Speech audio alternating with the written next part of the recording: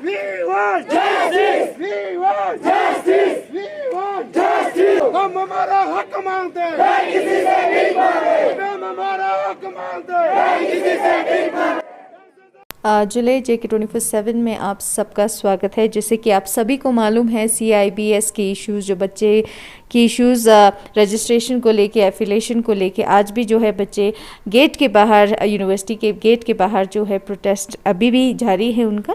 तो इसी बारे में हम जानेंगे वाइस चांसलर साहब से। वाइस चांसलर जो नव नालंदा महाविहार के हैं और साथ ही साथ CIBS के भी वो हेड कर रहे हैं वाइस चांसलर के डेजिग्नेशन पे। तो सर बहुत बहुत शुक्रिया हमारे चैनल के साथ जुड़ने के लिए। सबसे पहले हम जानना चाहेंगे, ये पूरा जैसे अभी बहुत वक्त हो गया CIBS स्टूडेंट को प्रोटेस्ट करते हुए, काफ़ी कुछ सड़कों पे भी आए, हाफ दिन जो आधा दिन जो है ले मार्केट बंद भी रहा इनके साथ देने के लिए, और काफ़ी कुछ यहाँ पे हलचल हुई सर, क्योंकि एफिलेशन को लेके, रजिस्ट्रेशन को लेके बच्चों को काफ़ी दिक्कतें आ रही थी। तो सबसे पहला सवाल आपसे करेंगे कि कब जो है एफिलेशन या रजिस्ट्रेशन का इश्यूज जो है कब तक ख़त्म होगा सर? मैं इसके थोड़ा पृष्ठभूमि में कुछ 2-4 वाक्य जोड़ना चाहूँगा कि 1959 में ये संस्थान की स्थापना हुई थी, और शुरू में तो स्कूल के रूप में ये चलता रहा। बाद में चल करके इसमें हायर लेवल का भी एजुकेशन शुरू हुआ। तो जो उत्तर मध्यमा और पूर्व मध्यमा और उत्तर मध्यमा, तो क्लास 10 और क्लास 12 तक के लिए ये संपूर्णानंद संस्कृत यूनिवर्सिटी से एफिलिएशन था इसका। बाद में जब 2016 में इसे डीम्ड यूनिवर्सिटी का स्टेटस दिया गया है, तो ऑटोमेटिकली एक बड़ी समस्या आ गई कि उन बच्चों का क्या होगा, क्योंकि यूनिवर्सिटी तो हायर क्लासेस के लिए होती है, BA MA और PhD के लिए।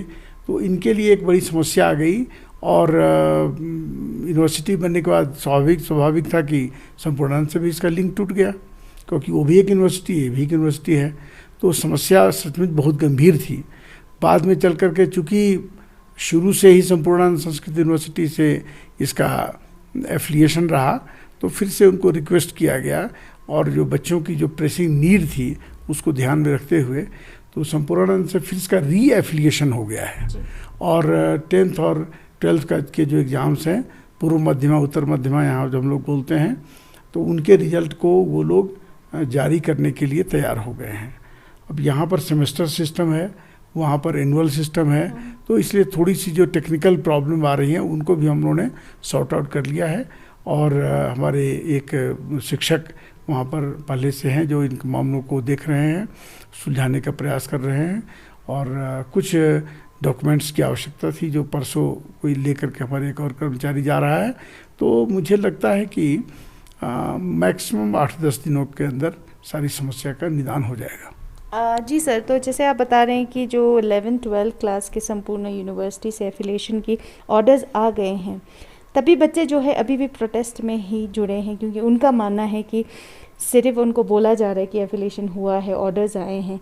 उनका ये मानना है कि इम्प्लीमेंटेशन जो है वो कब से शुरू होगा सर? नहीं, अब देखिए, हर चीज़ को, कागज़ को आप पब्लिक में नहीं दिखा सकते हैं। जी। जब हो गया है, तो जब वो हमारे विश्वविद्यालय के बच्चे हैं तो उनको अपनी अथॉरिटी पर विश्वास भी होना चाहिए। और जब ये, अब देखिए 8-10 दिन जो मैं कह रहा हूँ, 8-10 दिन में आ जाएगा, तो प्रत्यक्षम किम प्रमाणम, जब खुद ही सब कुछ सामने आ जाएगा। तो इसलिए अब जो बच्चे कई बार नहीं समझते हैं, कुछ लोग हो सकता है इंस्टिगेट भी करते हों, तो बच्चे, छोटे बच्चे हैं, +2 पास करके आए हुए बच्चे, उनका क्या मैच्योरिटी लेवल क्या होगा, ये हम और आप खूब अच्छी तरह समझ सकते हैं। और समझने का प्रयास, जब 2-4 बच्चे आते हैं उनको मैं समझाता हूँ तो समझ लेते हैं, फिर जाकर वही कुछ कर लेते हैं, ढाक के 3 बात, तो उसको क्या कहा जाए। लेकिन फिर भी हालात में काफ़ी चेंजेस हुए हैं। मैं जब से आया हूँ तब से ये लोग, इन लोगों का थोड़ा सा विश्वास भी बढ़ा है कि जो वाइस चांसलर कह रहे हैं उसमें कुछ दम है। और बाकी तो वही है कि जब तक सामने बात नहीं आ जाती है तब तक तो संदेह की गुंजाइश हर किसी को है। संदेह कोई कर सकता है, उसकी मर्जी है, करे। जी। जी सर, ये तो रही बात 11-12 क्लास की। अगर बड़े क्लासेस की बात करें, अभी भी उनका एफिलिएशन नहीं, रजिस्ट्रेशन नहीं है, तो कब तक होगा सर? क्योंकि अगर ऐसे चलता आया तो शायद बहुत बड़ा जो है आगे इनके एजुकेशन सिस्टम में इम्पैक्ट पड़ने वाले, क्योंकि क्लासेस नहीं हो रहे हैं, प्रोटेस्ट कर रहे हैं बाहर, इस वजह से जो है वो पढ़ाई भी नहीं कर पा रहे। तो इस पर क्या कहेंगे आप सर?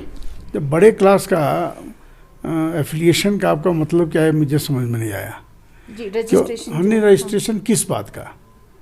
क्योंकि वो कह रहे थे कोई भी उससे एफिलेटेड नहीं है, कोई भी उसे। जब ये समस्या केवल 10th और 12th तक की है। जी जी हायर एजुकेशन तो चूंकि यूनिवर्सिटी में होता है, जी जी, जो यहाँ पर बीए के बराबर शास्त्री है, एमए के बराबर आचार्य है, तो उन दोनों का तो यूनिवर्सिटी होने के नाते इसे किसी से एफिलिएशन की आवश्यकता नहीं है। जी। ये तो यूनिवर्सिटी खुद ही कॉम्पिटेंट बॉडी है सब कुछ देने के लिए, तो इसकी कोई समस्या ही नहीं है। जी। तो सर फिर जॉब्स में क्यों दिक्कत आ रही? क्यों इनके जो मार्कशीट्स हैं, क्यों इनके जो सर्टिफिकेट्स हैं, क्यों रिजेक्ट हो रहे हैं सर? सबसे बड़ा सवाल। नहीं किस साल के 10+2 वाले कहीं पर दिक्कत आ रही होगी, इसलिए कि 5 साल से एफिलिएशन बंद हो गया था, इनका डीलिंक हो गया था संपूर्णानंद संस्कृत यूनिवर्सिटी से। तो डीलिंक होने के नाते हो सकता है कि इस बीच के जो बच्चे हैं +10+2 वाले, उनको दिक्कत आ रही हो, बाकी शास्त्री और आचार्य करने वाले को कोई दिक्कत नहीं आ रही है।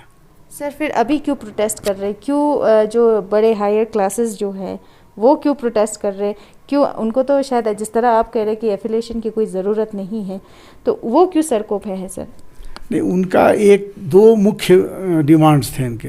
एक तो 10+2 का मार्कशीट जो डीलिंक हो गया था संपूर्णानंद से, वो उसका सॉल्यूशन निकल गया है। दूसरा था कि इनकी जो डिग्रीज़ हैं, जी जी, मार्कशीट पर तो एग्जामिनेशन कंट्रोलर साइन करता है, तो एग्जामिनेशन कंट्रोलर ABC XYZ जो भी हो, उसका अपॉइंटमेंट है, तो he is fully authorise to sign over, और उसमें कोई क्वेश्चन नहीं होता है। लेकिन जो डिग्रीज़ हैं, जो डिग्री पर सर्टिफिकेट, जो डिग्री पर जो साइन होता है, उसमें रजिस्ट्रार और वाइस चांसलर का साइन होता है। तो वाइस चांसलर का डिमांड था, वाइस चांसलर के रूप में मुझे भेज दिया गया है, और रजिस्ट्रार का पोस्ट ही नहीं था यहाँ पर। जी जी, रजिस्ट्रार, कंट्रोलर ऑफ एग्जाम्स और फाइनेंस ऑफिसर। तो ये एक बहुत बड़ा प्रेसिंग नीड था, और जेन्युइन नीड है, इसको मैं बोलता हूँ जेन्युइन नीड है। तो इसलिए अब उसका भी एक सॉल्यूशन निकाल लिया गया है कि कहा गया, मंत्रालय के अधिकारियों ने भी कहा कि जब नालंदा से वाइस चांसलर आ गए हैं, तो नालंदा में रजिस्ट्रार हैं, उन्हीं को ऑथराइज हम लोग कर देते हैं कि एज ए रजिस्ट्रार इनके डिग्री पर साइन करने के लिए। तो डिग्री को हर दिन तो एक निकलती नहीं कि आज निकली, कल निकली, परसों निकली, जो परीक्षाएं हो जाती हैं उसका रिजल्ट आता है, तब डिग्री देने की आवश्यकता होती है। तो वो जब होगा तो थोक भाव में या तो साइन करने वाली बात होती है, तो वहाँ के रजिस्ट्रार भी आ सकते हैं, यहाँ आ सकते हैं, या यहाँ के कुछ अधिकारियों को सारे डॉक्यूमेंट्स लेकर के नालंदा बुला दिया जा सकता है कि वहाँ कर दें साइन। तो अब इसको जब तक ये ऑर्डर नहीं देखेंगे तब तक शायद इनको संतोष नहीं होगा या विश्वास नहीं होगा। तो कल ही परसों बात मीटिंग हुई है हमारी बोर्ड ऑफ मैनेजमेंट की, उसमें ये रेजोल्यूशन पास हुआ है। तो मिनट्स बनेगा, जो मेंबर्स अधिकतर कुछ लोग ऑनलाइन भी जुड़े हुए थे, वो सबका सिग्नेचर होगा, तो दैट विल टेक टाइम, तो उसका आ जाएगा। जी। तो जैसे आप बता रहे हैं कि सब कुछ अभी धीरे धीरे जो है सॉल्व हो रहा है, प्रॉब्लम सॉल्व हो रहा है, तो बच्चों का एक बहुत बड़ा सवाल ये था सर, वाइस चांसलर का यहाँ ना होना, रजिस्ट्रार का यहाँ पे ना होना, क्योंकि इस वजह से था बहुत दिक्कतें आ रही थी सर, जो प्रॉब्लम्स थे वो बता नहीं पा रहे थे, और इस वजह से जो है आज सड़कों पे है, आपको जैसे मालूम है। तो वाइस चांसलर का यहाँ रहना या कितना इम्पोर्टेंट है, या आप क्या बोलेंगे उस पर? वाइस चांसलर का यहाँ होना, रजिस्ट्रार का यहाँ पे होना, वो कितना ज़रूरी है? क्योंकि बच्चे समझते हैं उनको हमेशा यहाँ होना चाहिए। देखिए, रजिस्ट्रार की जहाँ तक बात है, तो एक्चुअल रजिस्ट्रार ही डे टू डे एडमिनिस्ट्रेशन करता है। उस रजिस्ट्रार चूँकि यहाँ पर रजिस्ट्रार का पोस्ट ही नहीं था, तो अभी हमारे जो एडिशनल एडमिनिस्ट्रेटिव ऑफिसर हैं वही काम देख रहे हैं, तो डे टू डे एडमिनिस्ट्रेशन का काम वही देख रहे हैं, और ही is fully competent and he is doing all his job. तो उसमें कोई एक इशू नहीं है। इशू जो मेन है वो जैसा मैंने बताया कि डिग्री पर सिग्नेचर का, तो वो उसका रास्ता एक निकाला गया है। और पोस्ट का जो क्रिएशन ऑफ पोस्ट की बात है उसमें टाइम लगता है, चाहे कोई भी कितना कुछ कर ले, 2 दिन का काम नहीं है। क्योंकि हमारे मंत्रालय ने, हम लोग का संस्थान जो है नालंदा भी और यहाँ भी केंद्रीय बौद्ध विद्या संस्थान भी, दोनों संस्कृति मंत्रालय भारत सरकार के अधीन आता है। तो पोस्ट क्रिएशन की बात है, हम लोगों ने as per UGC norms Nalanda से, हमने वहाँ भी दिक्कत है तो पोस्ट सबके लिए भेजा हुआ था, और चूंकि 100% एज पर यूजीसी नॉर्म्स था वो ओके हो गया, अप्रूव हो गया है।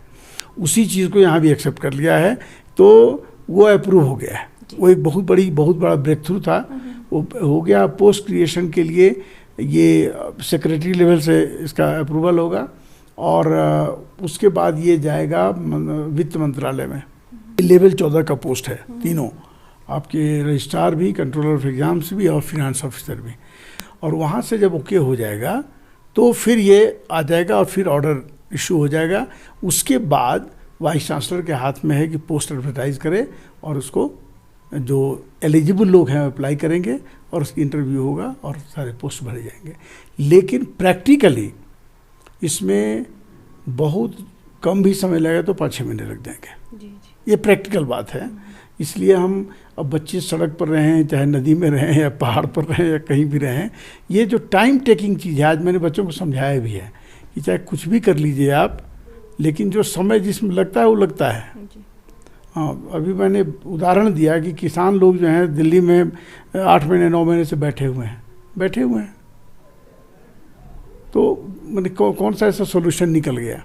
तो आपका भी सॉल्यूशन जो है समय के साथ निकलेगा। और सबसे आशा की बात यह है कि एक पॉजिटिव डायरेक्शन में काम हो रहा है, ये नहीं कि कोई नहीं सुन रहा है, स्टेप बाय स्टेप काम हो रहा है और सब पॉजिटिव डायरेक्शन में है। इसलिए हमें उम्मीद रखनी चाहिए कि 5-6 महीने में सारी बात हो जाएगी। जी सर, एक सेटिस्फैक्शन बच्चों को ये था कि वाइस चांसलर है पर यहाँ पे मौजूद नहीं है, तो इस वजह से, क्योंकि वो प्रॉब्लम्स जो है नहीं बता पा रहे थे या एडमिनिस्ट्रेशन इस पे थोड़ा कमज़ोर हो गए थे कि बच्चों की प्रॉब्लम्स जो है वो सॉर्ट आउट नहीं कर पा रहे थे। जब जॉब रिजेक्शंस होते हैं, जब सर्टिफाइड नहीं होते, उनके लिए भी काफ़ी दिक्कतें आती हैं सर। तो उसमें क्या कहेंगे सर आप, क्योंकि वाइस चांसलर का यहाँ पर होना कितना ज़रूरी है सर? देखिए, वाइस चांसलर, जैसा मैंने बताया कि रजिस्ट्रार का काम होता है day to day administration. Vice chancellor day to day administration के लिए नहीं होता है। वो एक विजनरी है, उसको कई तरह के बाहर भी जाना पड़ता है, कई जगह से विदेशों में, ऊपर एक पॉलिसी कैसे बनेगी, इन सब के काम वाइस चांसलर के जिम्मे होता है। तो ऐसा नहीं होता कि वाइस चांसलर कहीं का भी हो। मैं तो चलिए 2 यूनिवर्सिटी मेरे पास आ गई है, सिंगल यूनिवर्सिटी में भी रहता तब भी कोई आवश्यक नहीं कि वो 24 घंटे यहीं बैठा रहेगा। तो इसलिए वाइस चांसलर का 24 घंटे ऑफिस में बैठे रहना कोई बहुत मायने नहीं रखता है। उसके लिए जो डे टू डे एडमिनिस्ट्रेशन है, उसके लिए हमारे यहाँ पर AAO हैं ऑलरेडी, और वो सब काम देख रहे हैं, और बड़े सक्षम व्यक्ति हैं, वो सब काम देख रहे हैं वो। सर, सबसे बड़ा इशू या प्रॉब्लम्स कह लीजिए, क्योंकि यहाँ पे जो डीम टू यूनिवर्सिटी तो अनाउंस हो गया था सर, क्योंकि यहाँ पे जो है कल्चरली देखें तो एक ही यूनिवर्सिटी है जो बुद्धिस्ट स्टडीज़ के हैं, क्योंकि इसमें अगर जोर नहीं दिया जाए तो कहीं ना कहीं जो है लद्दाख के कल्चर भी जो है वो बिगड़ने की बहुत चांसेस हैं सर। क्योंकि इसको स्ट्रॉन्ग करने के लिए तभी शायद बच्चे सड़क पे हैं, तभी शायद यहाँ के लोग भी चिल्ला रहे हैं, बच्चों का साथ दे रहे हैं, क्योंकि यही एक आइडेंटिटी बचता है लद्दाख के लिए, बुद्धिज़्म के लिए। तो उसको स्ट्रॉन्ग करना आप क्या समझते हैं कितना ज़रूरी होता है सर? नहीं, बिल्कुल आपकी बात सही है कि मैंने कल भी एक जगह कहीं पर कहा था कि लद्दाख का कल्चर केवल लद्दाख के लिए नहीं है, ये पूरे भारतवर्ष के लिए है।